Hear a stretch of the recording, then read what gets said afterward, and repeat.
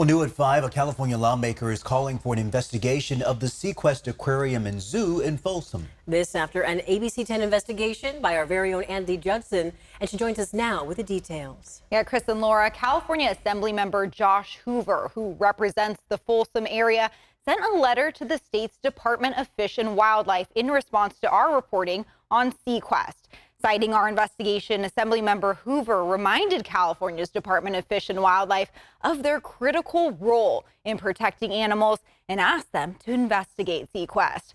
20 employees have now come to ABC 10 with concerns about animal neglect at SeaQuest. The Assemblymember outlined several allegations they brought forward in our story.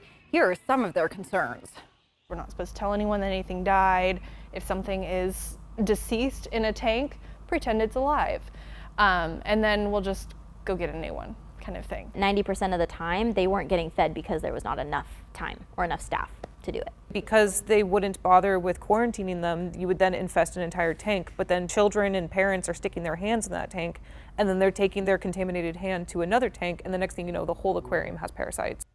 Today, I spoke with some of these former SeaQuest employees about the letter, and they feel this is a good first step, but they're also critical of California's Department of Fish and Wildlife. The agency has conducted many inspections since its opening in 2018, including one last October, but they say they found no issues.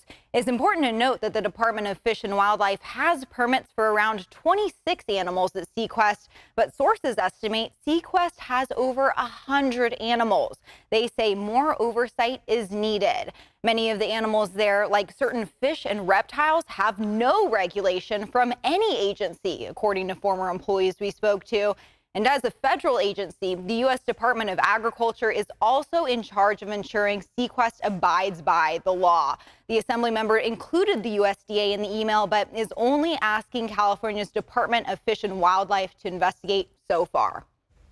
Excellent reporting, Andy. We do thank you. And keep in mind, this story has sparked a lot of reaction in just the past few days. In fact, there is a protest planned at the Palladio Mall tomorrow. We'll keep you updated on new developments in this story. And to watch the full investigation into SeaQuest, just go to ABC 10 Plus. There you can stream it from the home screen. Just look for the title.